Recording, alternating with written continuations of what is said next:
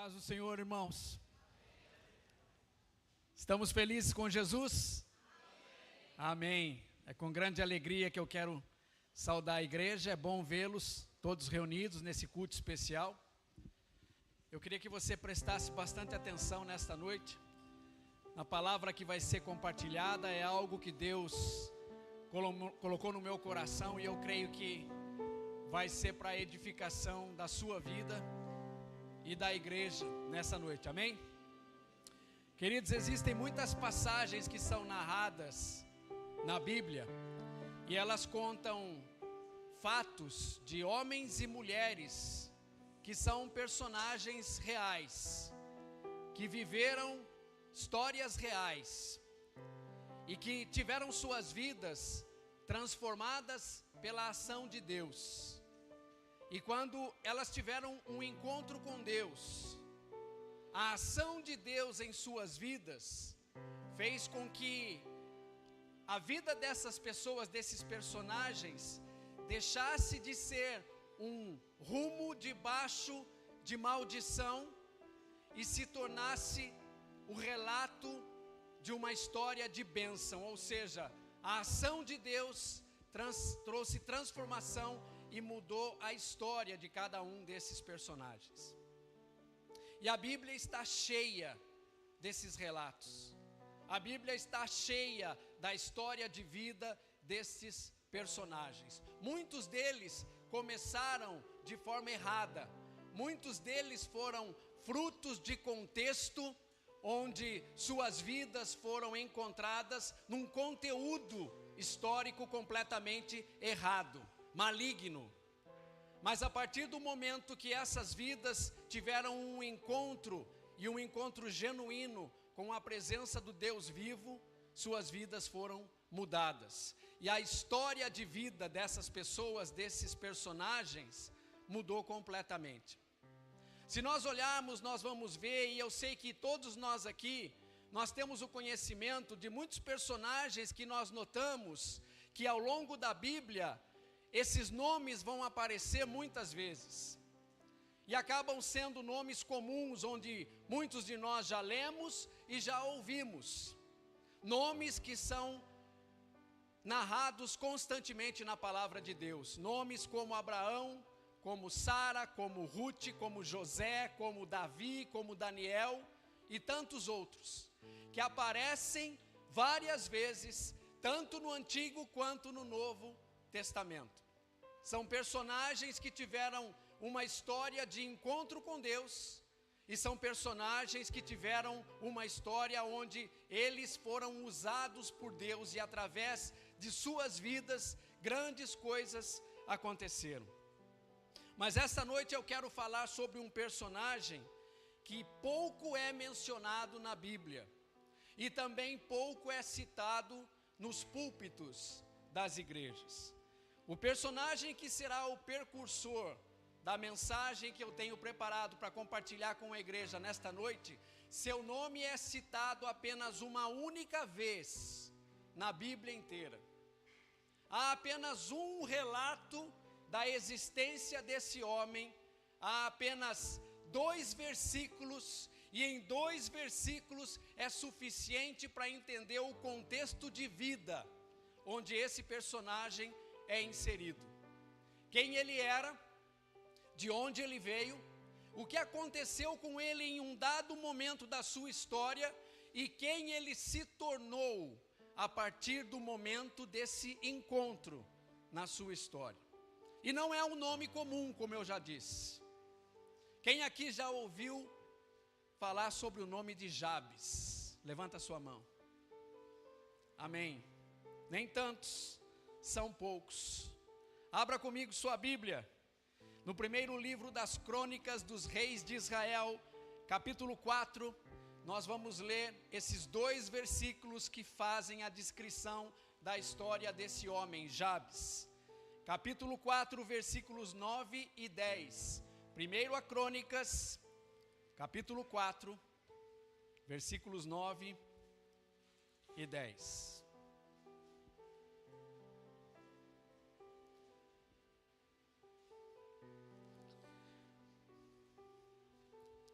Amém? Se você está com dificuldade de encontrar, não se preocupe, você tem aqui o texto na sua frente no ecrã. E eu quero pedir a sua atenção enquanto nós vamos fazer a leitura para que você possa acompanhar com bastante atenção. Diz assim o texto: E Jabes foi mais honrado do que os seus irmãos. Em outra versão diz, o homem mais respeitado da terra. Em outra versão diz, o mais ilustre dos seus irmãos. E sua mãe chamou o seu nome Jabes, dizendo, com muitas dores o dei à luz. Jabes invocou o nome do Deus de Israel, dizendo, se com a bênção me abençoares e alargares as minhas fronteiras, seja a tua mão comigo e me guardes do mal, de modo que o mal não me aflija.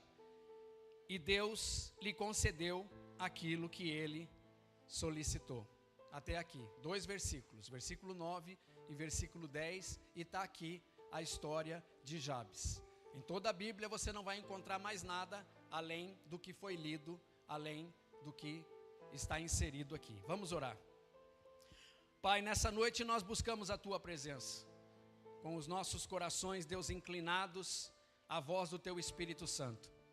Senhor, a Tua palavra foi lida e nós sabemos que há riqueza de detalhes nela, e que o Senhor possa usar a Tua palavra como um espelho essa noite, para que nós possamos enxergar nela o reflexo daquilo que o Senhor quer mostrar.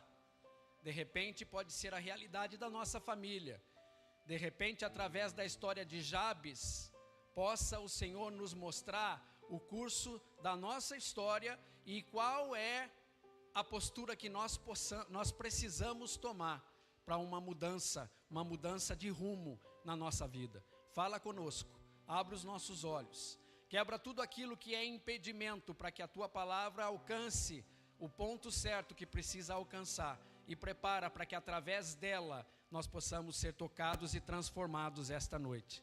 Essa é a minha oração e a minha gratidão por essa oportunidade e por estarmos aqui reunidos em família nesta noite, diante da Tua palavra. Em nome de Jesus eu oro. Amém e amém. Queridos, então, como eu disse, essa é a única vez que o nome de Jabes, esse personagem, é mencionado em toda a Bíblia. Então, essa é a única referência onde ele é citado aqui. Apenas 2 versículos. No versículo 9, como nós lemos, o versículo 9 traz então a citação do nome Jabes e da sua história. Quem ele era, o seu contexto de família, a história do seu nascimento. E a Bíblia diz que sua vida, a vida de Jabes, foi marcada por um evento. Algo aconteceu na vida dele a partir do seu nascimento. E no seu nascimento ele recebe um rótulo. Sua vida foi rotulada. E a partir de então sua vida foi marcada. E a partir dessa marca, coisas começaram a acontecer segundo uma liberação espiritual declarada pela autoridade espiritual sobre a sua vida, ou seja, sua mãe. Muitas vezes nós não nos atentamos a fatos que estão inseridos no contexto de família, que fazem com que famílias sigam um ciclo. Existem ciclos de bênção, quando a bênção de Deus é atraída para o contexto de família, e também existem ciclos de maldição, quando a maldição é inserida para dentro da família, quando portas são abertas, e essas portas podem ser abertas por práticas de pecado, por insinuação de iniquidade, situações que são repetidas e passam de geração a geração, e muitas vezes coisas acontecem pela proclamação da palavra, porque pela mesma boca que se clama salvação, também pela mesma boca que se clama por palavras de maldição, ali se perpetua o que está sendo chamado. Portas são abertas, e por portas que são abertas, então, entra-se a aliciação desse ciclo, para que as coisas comecem a acontecer. O que nós vemos nesses 2 versículos, e 2 versículos apenas, é o suficiente para entendermos que Jabes foi uma pessoa inserida num contexto de família. E nesse contexto de família, nós vamos ver que ele recebe essa carga que impregnou a sua vida. A partir do momento que ele recebe aquele nome, nome é identidade. Nome tem significado. Talvez não intencionalmente, mas a mãe de Jabes liberou sobre ele um rótulo que fez com que a vida dele passasse a ser perseguida por aquele que foi determinado sobre ele. O nome Jabes, aquilo que foi atribuído no dia do seu nascimento, o significado desse nome é dor, sofrimento e angústia. Esse foi o nome dado por uma mãe ao seu filho. Nós entendemos por Jabes, mas segundo a língua materna que foi proclamada sobre a vida daquela criança, seu nome era angústia. E esse não é um nome muito interessante de se ter, ou não é um nome muito perspicaz para se dar a uma criança. Alguém aqui já teve algum problema com o nome que tem? Sim ou não? Já, né? Eu sei de alguns, e eu sei que isso acontece. Eu sei de muita gente que no período de escola passa por alguns problemas relacionados ao nome que tem, ou as insinuações de brincadeiras que surgem a partir do nome, quando o nome é diferente, quando o nome sugere, não é? Alguma brincadeira. Então é comum aquela pessoa que tem um nome diferente ter alguns probleminhas na escola. Pensa comigo aqui, você já pensou agora, principalmente aqui os rapazes, os homens, você já pensou se o seu nome fosse Frouxinaldo? Pensou? E aí você está na escola, lá na 5ª série, eu quero te levar de volta, lá na 5ª série. Aí você está no intervalo, no recreio, né? No recreio da escola. E você já está meio cansado das chacotas. E você está sentadinho assim lá no cantinho, e de repente vem aquele grupinho das menininhas, né? Das cocotinhas da escola. E elas todas andando assim, de repente elas passam, elas olham para você e falam: oi, frouxinho. Quer dizer, é uma situação que marca, não marca? E nós estamos falando de um personagem que teve sua vida marcada. Jabes teve sua vida marcada a partir do momento do seu nascimento. Queridos, não é apenas um nome, é o significado, como se fosse uma declaração. Para esse fim ele veio. E nós já vamos explicar um pouco mais sobre isso. A referência já vem daqui a pouco. Agora, pense nesse menino Jabes na escola, sabe? Então na escola a professora começa a fazer a chamada: Abraão, presente. Jacó, presente, né? Estava lá na escola em Jerusalém, né? E aí de repente, angústia, e é você. E aí a classe inteira está esperando você responder presente. Como se fosse assim, aquela necessidade de fazer você admitir que esse é você. Que você foi gerado na angústia, e que na angústia que você foi gerado, você veio para se tornar angústia na vida de outras pessoas. 2 versículos são pouco para descrever a história de uma vida inteira. Mas se você perceber a sequência dos fatos, vai te dar conteúdo para você imaginar que isso já é suficiente para começar a contabilizar como foram os dias desse jovem, até ele chegar na idade adulta. E eu não sei quantos de nós aqui podemos nos relacionar ao fato de similaridade. Quanto da minha vida eu posso associar à história desse homem, que foi marcada por uma condição imposta na infância, e essa marca gerou marcas que foram impregnadas na alma, e levou uma pessoa a viver cada estágio da sua vida segundo o rótulo que recebeu lá atrás. Existia na vida de Jabes um fator passado que não era simplesmente algo que poderia ser esquecido. Estava ali, era marcado, era marcante, e era algo que o fazia constantemente lembrar daquilo que tinha acontecido lá atrás. E nós sabemos que nomes são importantes, não sabemos? Nós sabemos que nomes têm significados, principalmente para algumas culturas. Isso é muito mais na mentalidade oriental do que na mentalidade ocidental. Mas existe a importância do significado. E em algumas culturas, existe o fato de que os nomes eram dados segundo um evento, um acontecimento marcante na véspera do parto da criança que nasceu. Não sei se vocês já ouviram aquela piadinha dos índios Apaches lá dos Estados Unidos, ou Cherokee, o Apache, que um dia o filho chega para o pai, que era o cacique da tribo, e pergunta: grande chefe Pena Branca, por que minha irmã chama Águia Cinzenta? Daí ele vira para o filho e fala assim: porque no dia que ela nasceu, uma grande águia cinzenta estava sobrevoando os vales da nossa tribo. Entendeu, camisinha furada? Então nomes têm significados. Eu vou dar 5 minutos para você entender a piada. Ok, entenderam? Se não, na hora da cantina me procura, eu explico melhor, tá? Nomes têm significados. Na cultura judaica, por exemplo, na maioria das vezes, quem dava o nome ao filho era a mãe. E nós temos relatos bíblicos que confirmam isso.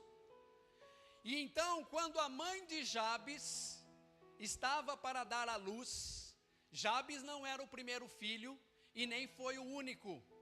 Se a Bíblia fala que ele se tornou o mais ilustre entre os seus irmãos, significa que Jabes teve irmãos.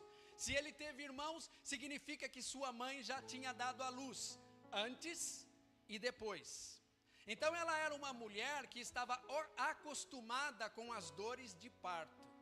Mas para que nós possamos entender que houve um relato que definiu o nome e uma marca sobre a vida de um ser humano e de uma criança, atribuído ao fato de sofrimento na hora do parto, então significa que para ela, naquele parto, as dores foram infinitamente mais castigantes do que em todos os outros partos que ela pôde ter. Então foi algo que marcou. E nessa marca de dor, o que é que ela fez? Na dor, ela abriu a boca e lançou algo que foi um fator definitivo na vida de uma pessoa. Às vezes a gente não quer fazer as coisas, mas impulsionado pelo momento, pelo calor do momento, por aquilo que nos cerca, pelo sentimento que nos abrasa, quantas vezes nós abrimos a boca e falamos o que não devíamos? E muitas vezes acaba se tornando tarde demais e nem sempre o conserto pode ir até o ponto do estrago que a nossa palavra, declaração ou determinação causou sobre a vida de uma pessoa. Foi isso que marcou a vida de Jabes. A mãe de Jabes escolheu chamá-lo, e é aqui que eu quero que você entenda, não era só um nome, mas o significado do nome imposto sobre a vida dele. Olha só, escolheu chamá-lo de a causa da minha aflição. Ou se você estudar o sentido da palavra, o significado da palavra no original, significa causador de aflições. Jabes, o causador de aflições, foi nascido para isso, determinado pela sua mãe. Ou seja, começou comigo, eu, mãe, na minha aflição, e eu então acabo determinando, segundo a experiência que eu tive, que ele, meu filho, minha descendência, iria ser então o causador da aflição de muita gente. Ele foi inserido no cenário familiar, debaixo desse contexto, debaixo desse rótulo. Levanta a mão aqui para mim. Quantos já ouviram o termo bode expiatório, ovelha negra. Maravilha. Da onde vem essa expressão? Vem lá de Levíticos. No livro de Levíticos, no dia da expiação dos pecados da nação, então, para que toda a nação fosse perdoada, havia um ritual. E o ritual era o seguinte: os sacerdotes e levitas se reuniam, ou seja, toda a liderança eclesiástica de Israel, de toda a nação, perante todas as tribos, e os príncipes de todas as tribos, e a liderança toda ali reunida, eles traziam 2 bodes. Um bode, ele era sacrificado, era imolado, sua garganta era cortada e o seu sangue era derramado. O sumo sacerdote vinha e ele colocava as suas mãos sobre aquele sangue, sobre aquela bacia de sangue. E ele vinha então sobre a cabeça do segundo bode e ele colocava as mãos sobre aquela cabeça, sobre a cabeça daquele bode, e o sangue era derramado sobre a cabeça do segundo bode. E ele orava impondo sobre aquele bode os pecados da nação. Daí esse termo bode expiatório, porque aquele bode ia ser a expiação dos pecados da nação, no sentido de purificação, no sentido de perdoar os pecados da nação. Feito isso, feito essa declaração, ou seja, todos os pecados imputados sobre a cabeça de um bode, certo? Sintoniza aqui comigo e perceba, vamos trocar o personagem, sai o bode, entra Jabes. Contexto de família, sobre a cabeça desse bode, Jabes, foi imputado o peso, o preço do pecado da família, a angústia sobre a vida da minha mãe. Essa foi a referência para nós entendermos. Continuando então com o dia da expiação dos pecados da nação de Israel. Aquele bode era levado para o deserto, e com ele o sangue na cabeça, e com ele a descrição e a determinação de todos os pecados de Israel. O bode levado para o deserto era solto no deserto e ele nunca mais voltava. Por quê?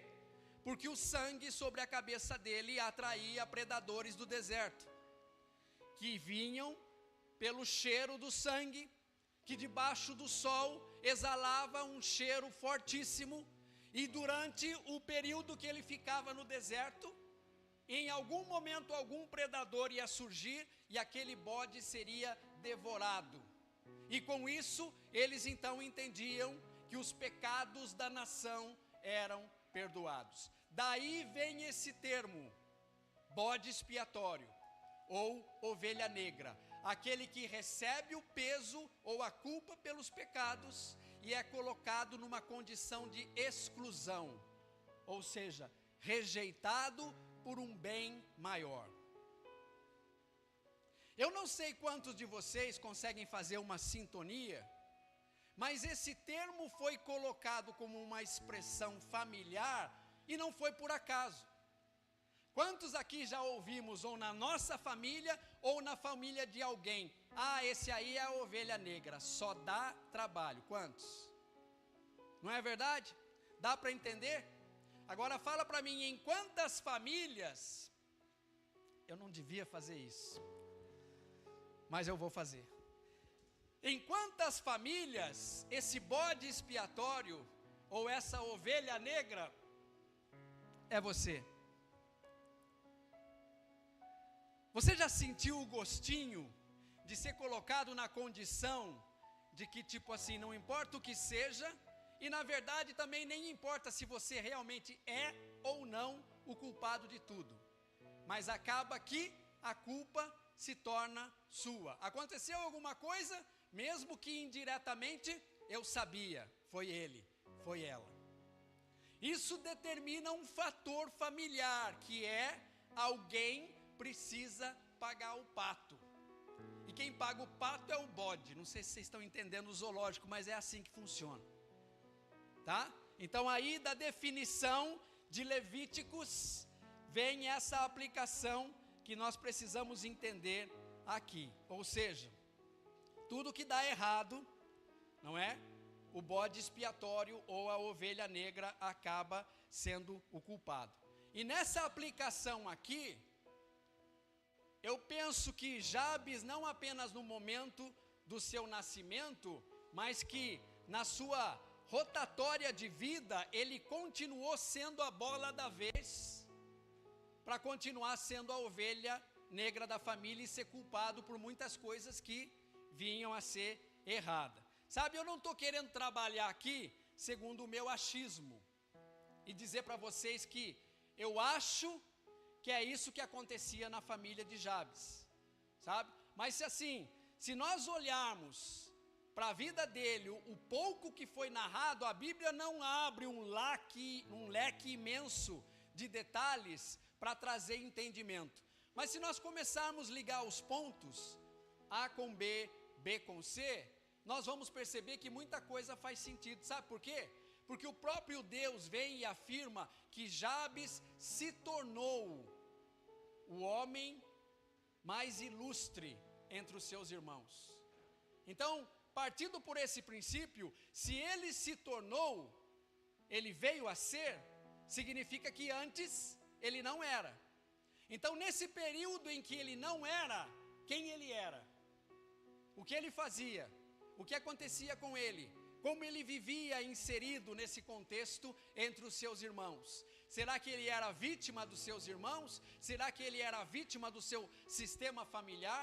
Tudo isso nos leva a pensar e imaginar que faz sentido ele se encaixar nessa postura de referência de ser apontado como a ovelha negra da família. Então, hermeneuticamente falando e homileticamente falando, eu tenho conteúdo para trabalhar o que a Bíblia sugere, mesmo que não esteja descrito, nem nos rodapés do comentário do autor da tradução da Bíblia que nós usamos. Como assim? Avaliando os fatos, avaliando o que se sugere, avaliando o que aparece. Quando existe uma disfuncionalidade na família, e toda família é disfuncional, não existe família perfeita. E o que significa disfuncionalidade ou uma família disfuncional? Significa que a família não funciona bem. Em algum aspecto, em alguma área, algo não está dentro daquela roldana ou daquele sincretismo que faz as coisas andarem direitinho. Está meio que fora do encaixe e as coisas não acontecem como deveriam. Então, dentro desse cenário, quando existe essa disfuncionalidade na família, existe então uma tendência, e a tendência é ninguém assumir os seus próprios erros. E é muito comum no sistema familiar, quando ninguém assume os erros, significa que as responsabilidades estão sendo transferidas. E quando as responsabilidades são transferidas, significa que alguém vai ser culpado pelo resultado final do que deveria ter acontecido e não aconteceu. Se existe um contexto de família disfuncional, se existe um contexto de ninguém assumir responsabilidade e ficar transferindo, culpando um ao outro, em quem vocês acham que a culpa vai cair constantemente quando se tem na família um personagem que é tido como a ovelha negra? Quem vai ser culpado? É ele ou é ela. No nosso caso aqui, Jabes. Mas talvez essa noite eu possa parar e avaliar. Espera um pouquinho aí. Essa história parece que descreve a minha. Espera um pouquinho aí. Esse personagem aí, Jabes, parece que está descrevendo a minha história. O que está sendo falado aqui a respeito dele, parece que afirma as experiências que eu tive. Então, qual é a sintonia que eu posso fazer com tudo isso que eu estou ouvindo aqui? Que avaliação eu faço para entender esse contexto todo aqui? Então eu quero convidar você a ver que Jabes foi essa pessoa inserida nesse contexto, e eu quero convidar você a sentir, ou tentar sentir, o que ele passou inserido nesse contexto de família. Talvez eu tenha tido uma experiência diferente inserido no contexto de família de onde eu venho. Mas o que isso causou em mim? Quais são as limitações que isso causa em mim? Sabe, às vezes eu fico imaginando assim, o que se passava com Jabes? Será que Jabes era uma pessoa assim, que conseguia ser fluente, que conseguia fluir na vida, que conseguia seguir o seu destino? Ou era alguém que se sentia amarrado a uma condição que foi imposta na vida dele e que o atrelava a uma condição de passado? Você já sentiu aquela situação quando você tenta o seu melhor de avançar na vida, mas parece que dá tudo errado, parece que tem uma coisa que está segurando você, e de repente num dado momento, você orando ou ouvindo uma palavra, ou no seu tempo de devocional com Deus, você abre a palavra e de repente algo entra em sintonia com o que você está vivendo, e Deus revela, peraí, tem uma situação aqui na sua vida, que é a causa de você não estar prosperando, e você precisa definir isso, e você precisa orar sobre isso, e você precisa liberar isso, e você precisa pedir perdão por aquela pessoa, e aí você percebe, faz sentido, e quando você faz, literalmente parece que aquela corrente que estava presa no seu pé, ela é desatada, ela é quebrada, e você começa a ter então a sensibilidade de movimentos para sentir que seus pés foram livres, e você pode caminhar para viver e para buscar aquilo que Deus tem para você, porque você foi liberto de uma sintonia de passado, que talvez até então, você ainda não tinha se relacionado ou percebido. Nós estamos falando da vida de Jabes, mas a quem a vida de Jabes se assemelha nesta noite? Será que alguém aqui entre nós pode no final desse sermão dizer assim, puxa vida, encaixou como uma luva, hoje eu preciso tomar uma postura, uma posição na minha vida, e eu espero que esse possa ser o resultado na vida de alguém nesta noite, amém? Então, seguindo, o livro de Crônicas, ele começa narrando nomes, é genealogia pura, desde o início são mais de 600 nomes que são mencionados, é todo mundo, é todas as famílias, um a um são descritos ali, mas perceba, quando chega no capítulo 4, começa a relatar os descendentes da tribo de Judá, que é uma das maiores e mais importantes tribos de Israel, e os nomes vêm, e um após o outro eles são citados e narrados, mas de repente no versículo 9, aparece um nome, e diferente das citações da genealogia até então, algo acontece para aqui, ele vem falando todos os nomes, mas daí quando chega no nome de Jabes, é um nome, vírgula, entra uma história sobre um nome, tem mais do que um nome, tem uma história. Então para Deus, antes de nós conseguirmos perceber o contexto de onde nós fomos gerados, antes de nós conseguirmos relatar a bagunça que nós estamos vivendo na nossa vida hoje, antes de nós conseguirmos identificar o contexto de tudo aquilo que nós passamos no passado, Deus já vê aquilo que Ele tem como resposta para nós. Deus já vê o lugar onde Ele quer nos levar, tirando da nossa condição atual, Deus já olha lá para frente, lá para o resultado, o que Ele quer fazer conosco. Porque olha só como o texto começa, ou como a primeira citação sobre esse nome Jabes acontece. Antes de Deus falar quem ele era, ou narrar a sua origem, ou dizer o que ele enfrentava, Deus começa a falar dele a partir de quem ele se tornou. É como se ele falasse assim, ó, olha o que eu fiz com ele, olha o que eu fiz dele, porque antes ele era assim, assim, assim, mas para Deus vale o resultado final. Então não importa como nós começamos, o que importa é para onde Deus quer nos levar, amém?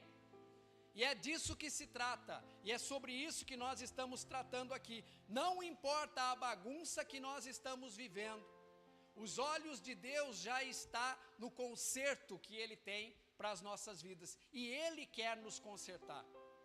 Mas Ele quer que os nossos olhos sejam abertos para que a gente possa enxergar onde nós estamos quebrados, para que daí Ele possa exercer o conserto sobre as nossas vidas. Jabes foi o homem mais ilustre da sua família. Enquanto nós focamos no estrago, Deus está olhando para o conserto. Amém? Então Deus mostra como Ele vê Jabes e como ele se tornou, quem ele se tornou.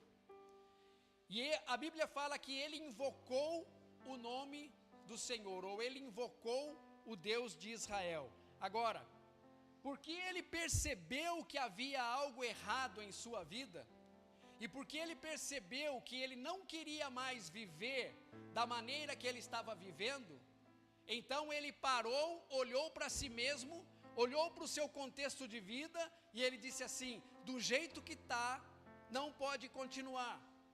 Eu preciso de uma mudança, eu preciso de uma transformação.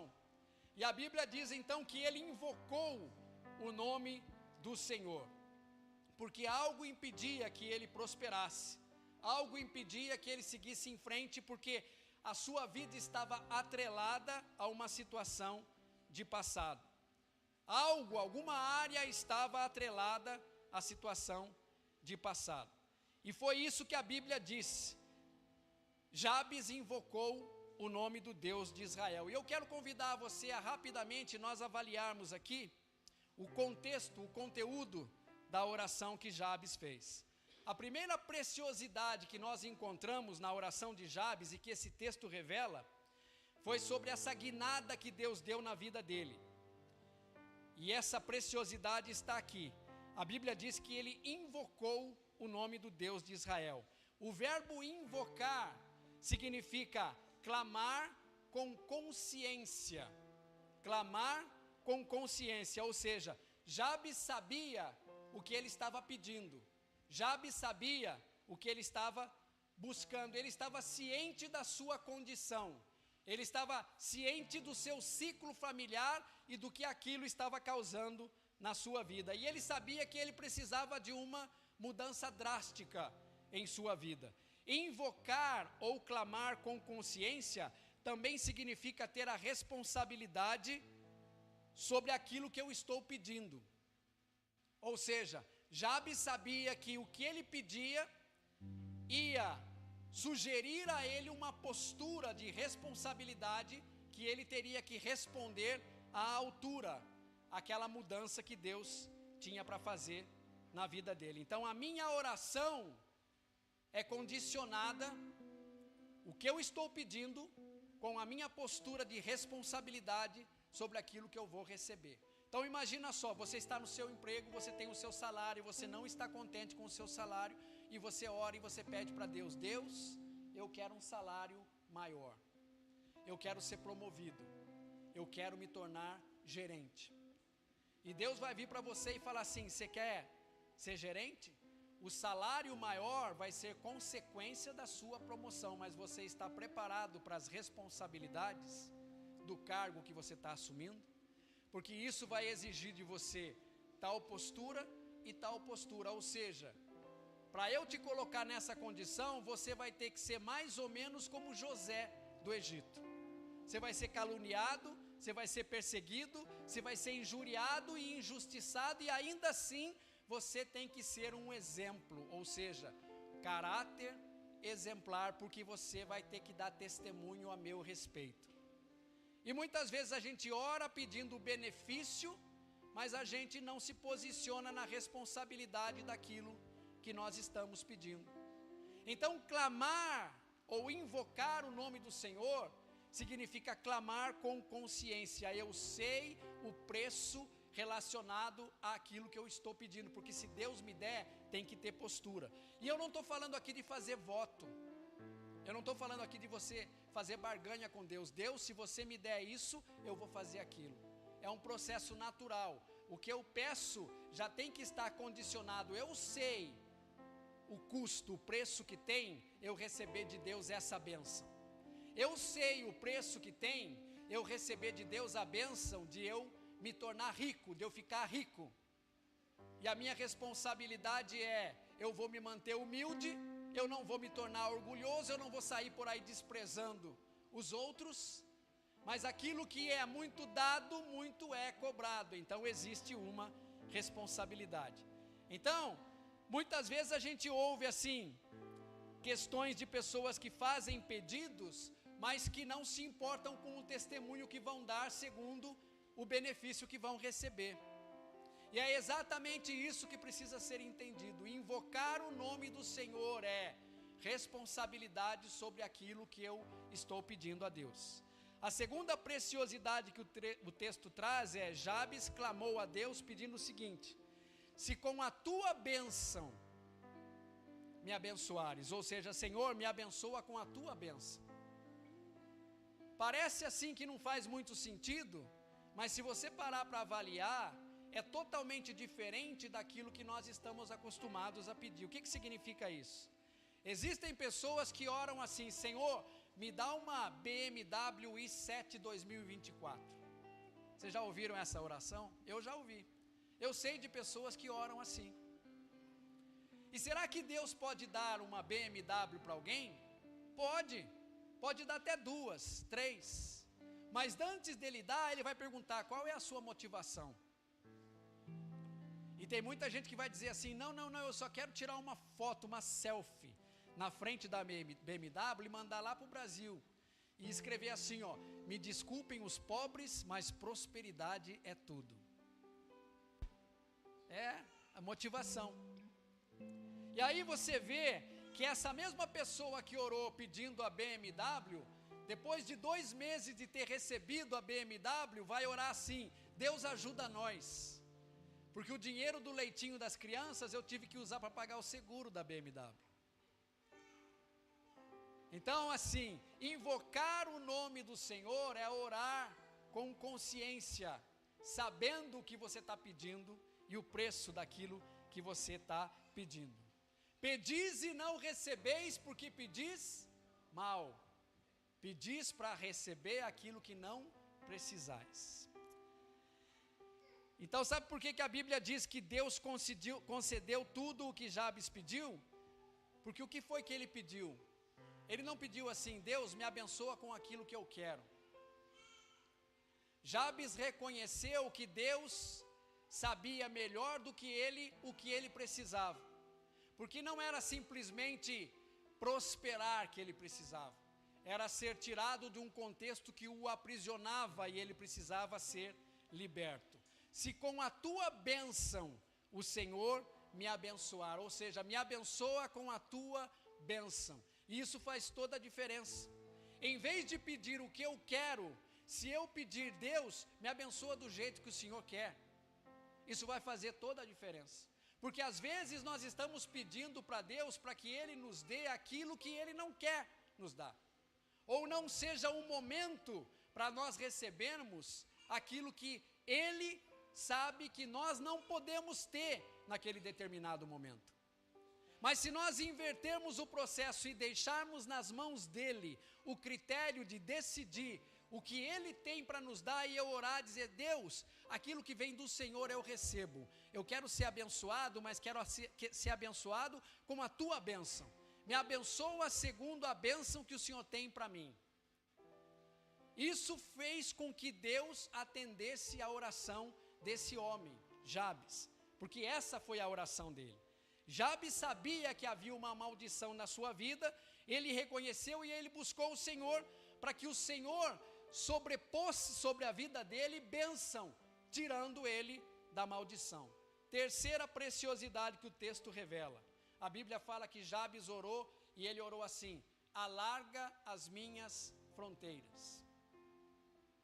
E para mim, essa é a versão mais próxima do sentido do texto original da Bíblia. Alarga as minhas fronteiras. Tem versões que vão dizer diretamente sobre posses. Aumenta as minhas posses, aumenta as minhas terras. E não é só de prosperidade que o texto está falando. Sabe por quê? Porque quando a gente olha para isso, nós vamos perceber que esse sentido de fronteiras, eles projetam limites. Qual é o limite? Qual é a minha fronteira? Até onde eu vou chegar? E quando ele ora assim, quando ele projeta isso, o entendimento que isso traz é o limite da minha visão. Sabe, quando Jesus ele disse para os discípulos, permanecei na cidade até que do alto sejais revestidos de poder, então sereis minhas testemunhas, tanto em Jerusalém, quanto nas regiões da Judéia, da Samaria e até os confins do mundo. Não era simplesmente o que eles poderiam fazer, mas era até onde a projeção do limite da visão deles poderia alcançar. Porque muitos deles iriam estar satisfeitos em dizer, não, para mim está bom, eu vou ficar só em Jerusalém, já chega para mim, porque os meus olhos só enxergam até esse circuito aqui. Mas se os nossos olhos, depois que nós conquistarmos Jerusalém, se estenderem à região da Samaria e da Judéia, significa que é lá que eu estou colocando o limite da minha visão. Eu já estou enxergando adiante, além. Então não é apenas possessão. Então se o limite da minha visão está até os confins da terra, significa que não existem limites. Eu entendi que para Deus não tem limites e eu decidi abrir os meus olhos na intenção dos limites da visão de Deus que não tem limites. Então significa que eu estou dando autorização e permissão para Deus, para que as bênçãos ilimitadas do Senhor venham sobre a minha vida, mas seguindo o critério cronológico da escolha dEle e da decisão dEle. Deus me abençoa com o que o Senhor quer, na hora que o Senhor quer. Porque às vezes nós atrapalhamos o processo de Deus, fazendo pedidos que nós não estamos prontos para receber. E lá em Gálatas fala que Deus nos deu o tutor, porque muitas vezes nós nos comportamos como crianças. E a Bíblia fala que quando nós somos como crianças, ainda que somos filhos de Deus, em nada nós somos diferentes de um escravo. E somos submetidos a tutores. Quem é esse tutor? O Espírito Santo. E aí o crente ora para Deus e fala assim, Deus, aumenta o limite do meu cartão de crédito. E Deus olha para o tutor, Espírito Santo, e ele está sentadinho ali, e o tutor fala assim, ó, Deus não entra nessa não, crente picareta, está no vermelho, que é aumento de limite de cartão de crédito para ficar mais endividado ainda, para dar falso testemunho, mau testemunho lá fora. E aí depois, esse mesmo crente vai ficar bravo com Deus, porque Deus não atendeu o desejo do seu coração, e o pedido que ele fez insistentemente na casa do Senhor. Aleluia, glória a Deus. Eu amo Deus, porque além de ser responsável, Ele é consciente.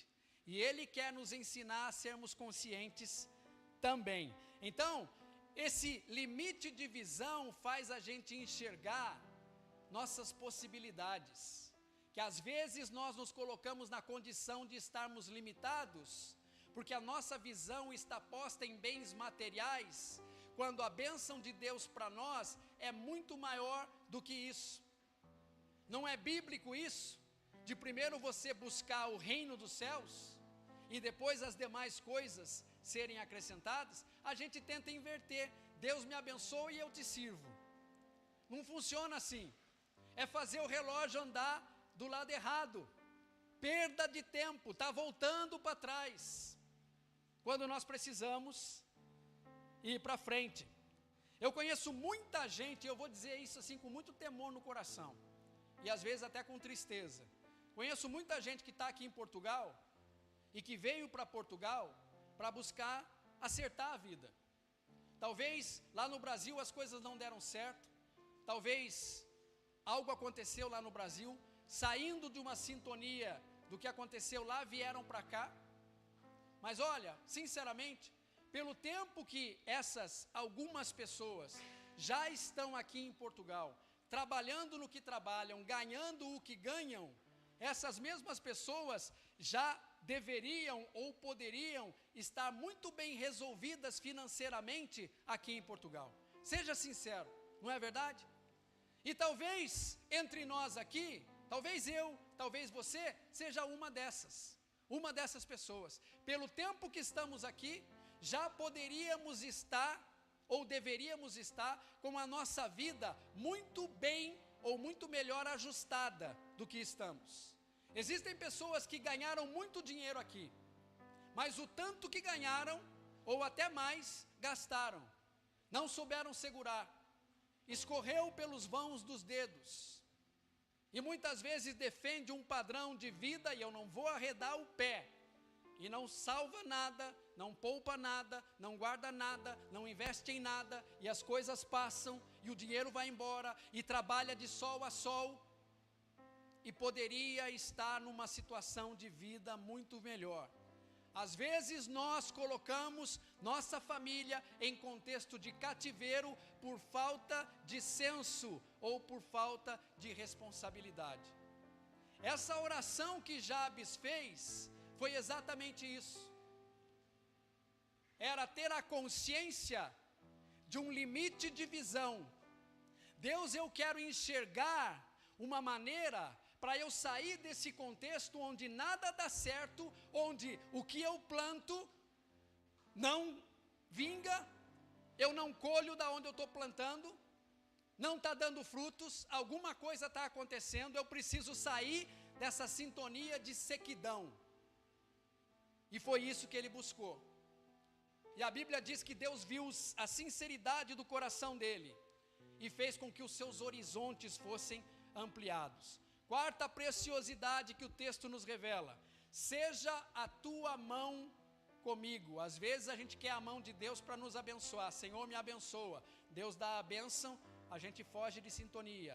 Nem no Facebook a igreja vê mais a gente. Mas quando fala a tua mão esteja comigo, significa eu estou chamando a presença de Deus sobre mim. Porque Deus ainda não conseguiu tirar a mão dele do braço, deixar com você e ele vai embora. E você só fica com a mão dele. Ele é todo. Significa que se a mão dele está com você, o corpo todo está com você. A presença toda está com você. Então representa a proteção de Deus, o amparo de Deus, é Deus direcionando, é Deus guiando, é Deus empurrando, mas também é Deus dizendo: para, porque o que você está fazendo não agrada ao meu coração. O que você está fazendo é errado. Então, a mão de Deus representa o governo de Deus sobre a sua vida. Jabes orou, e no que ele orou, o resumo aqui é: Deus, que venha o teu reino sobre mim, que venha o governo do Senhor sobre mim. Quem manda aqui é o Senhor, não sou eu. Faz o que o Senhor quer e eu me submeto. Foi essa oração que fez com que a vida de Jabes mudasse. Não foi apenas um kick de Deus em Jabes para ele ir para frente. Não, Deus conduziu sua vida, tirou sua vida de onde ele estava e o levou para onde ele precisava estar, para o lugar aonde Deus o colocou.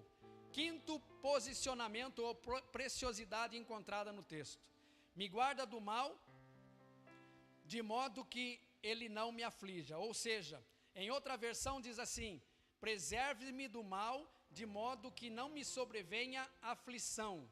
O que Jabes estava pedindo aqui? Para que ele não voltasse para a sua origem. Seu nome era aflição. Então não permita que eu volte para o lugar de onde o Senhor me libertou do meu cativeiro. Ou seja, eu quero vida nova, mas eu não quero voltar às atividades que eu praticava antes de eu ter um encontro contigo. Essa foi a oração de Jabes. Foi tirado de uma situação de ruína e colocado numa situação onde a sua história mudou. E ele passou a ser a pessoa de maior referência em sua família. Queridos, eu não sei quantos de nós aqui conseguimos identificar algo que assemelha com a nossa história. Mas eu tenho certeza que em algum momento você conseguiu projetar sobre a sua vida a necessidade de um posicionamento. E talvez a sua alma esteja clamando dentro de você: eu não quero mais viver nesse contexto.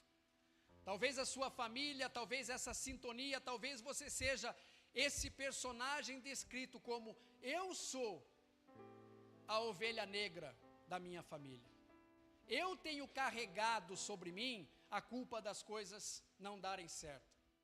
Eu aceitei o diabo dizer que o divórcio dos meus pais foi minha culpa. Eu aceitei o diabo dizer que a falência da empresa da nossa família foi por minha causa. Tudo é minha culpa e eu aceitei esse rótulo. Mas hoje você está olhando que alguém como você, um ser humano, com pouca descrição de detalhes, ergueu os olhos e invocou o Deus de Israel, e sobre o seu contexto de vida ele clamou: Deus, chega, eu não quero mais isso, eu quero mudança, eu entrego a Ti o destino da minha vida, faz o que o Senhor tem que fazer, apaga o meu passado, me tira da onde eu estou enraizado e me dá liberdade de acesso às Tuas bênçãos, mas as Tuas bênçãos, não só o que eu quero o que o Senhor tem para mim. E a Bíblia diz que Deus atendeu a oração de Jabes e a sua vida mudou, e ele passou a se tornar a pessoa mais ilustre entre os seus irmãos, na sua casa e no seu contexto de sociedade. Fique de pé nessa hora, feche os seus olhos. Eu quero ter um momento aqui para nós encerrarmos o culto, e eu quero que cada um de vocês, todos nós, onde nós identificamos essa necessidade, você conhece o seu contexto de família, você conhece o contexto da sua história, sabe onde você está enraizado e sabe os resultados ou as consequências disso na sua vida. E eu quero te pedir agora que você possa assumir essa responsabilidade de invocar o nome do Deus de Israel com responsabilidade, sabendo qual vai ter que ser a sua postura em relação ao que você está pedindo. E eu queria que agora você pudesse, com as suas próprias palavras, seguir a direção da mesma oração que mudou a vida de um homem, para fazer com que Deus possa mudar a sua vida. Eu quero convidar você a colocar a mão no seu coração e você fazer a sua oração, onde você está, com as suas palavras. Só perceba o conteúdo ou o descritivo do que ele orou. Ele orou pedindo para Deus, para que Deus o abençoasse segundo a bênção que Deus tinha para ele, para que a mão do Senhor conduzisse sua vida, ou seja, o governo do Senhor sobre a sua vida, não a minha vontade, mas a tua. Ele orou e ele pediu para que Deus o livrasse do mal e o livrasse das suas aflições, ou seja, para que Deus não permitisse que situações do passado continuassem tentando trazer você de volta para uma realidade que você não quer mais. Essa é a sintonia da oração que eu quero convidar você a fazer. E eu vou estar orando agora por vocês. E enquanto eu oro, agora não é o momento de você louvar, nós vamos adorar a Deus encerrando o culto daqui a pouco. Mas agora é a hora de você se posicionar com responsabilidade e você fazer a sua oração em sintonia com o modelo que Jabes estabeleceu. E enquanto isso eu vou estar orando para que Deus possa abençoar a sua vida. Amém? Então todos nós, não se importe com o que está se passando do seu lado, se o seu irmão está orando ou não, feche os seus olhos para que você não se perca e faça essa oração segundo o modelo que Jabes deixou para você. Mãos no coração e vamos estar orando. Pai, em nome de Jesus, eu te agradeço pela tua palavra. Eu te agradeço, Senhor, porque a tua presença é evidente entre nós nesse lugar. Pai, eu oro, Senhor, consciente de que uma ação do teu Espírito Santo precisa ser tomada hoje. E que essa ação do teu Espírito Santo possa motivar cada um de nós aqui, segundo aquilo que nós ouvimos esta noite, segundo aquilo que a Tua palavra trouxe aos nossos corações. Nos leve a tomar posição. Pai, nós não queremos mais orar segundo aquilo que nós entendemos ser a necessidade de bênção que nós precisamos. Mas nós te pedimos, Senhor, abençoa com a Tua bênção. Eu oro, Senhor, para que o Senhor venha abençoar cada irmão, cada família aqui representada, com a bênção que o Senhor tem para cada um deles. O Senhor sabe a necessidade, o Senhor sabe o que eles precisam nesse momento. O Senhor sabe, ó Pai, o que eles precisam para tirá-los, Deus, desse cenário e tirá-los, Senhor, do cativeiro e dar, Senhor, a eles a liberdade de poderem fazer escolhas conscientes. Pai, conserta áreas e brechas que estão abertas, onde as bênçãos que eles já têm estão se escoendo e esvaindo e indo embora, por causa, Senhor, de janelas que estão abertas e portas do passado que não foram fechadas. Abre os olhos do entendimento para que eles possam enxergar onde elas estão e quais são, para que eles possam, Senhor, selar com a Tua unção e os seus reservatórios, os seus lagares estarem selados, para que as bênçãos se acumulem e eles possam prosperar, Senhor, nessa terra. Amplia, Senhor, o limite da visão de cada um deles, para que eles possam enxergar, Senhor, a maneira de serem mais produtivos na Tua obra como cristãos. Que a Tua mão esteja sobre eles, guardando, protegendo, conduzindo, mas também confrontando no momento, ó Pai, em que eles precisem ser confrontados. Senhor, que o Senhor venha livrá-los do mal e livrá-los, Senhor, para que eles não voltem para as aflições do passado, para que eles não voltem, Senhor, a se tornar cativos, onde o Senhor já os libertou.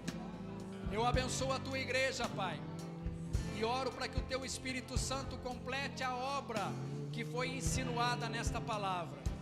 Nós te glorificamos pelo Deus poderoso que o Senhor é, e agora nós te adoramos, Pai, como uma igreja curada, uma igreja que o Senhor alcançou para fazer diferença nessa terra. Muito obrigado, Pai, em nome de Jesus. Amém e amém. Adore o Senhor agora.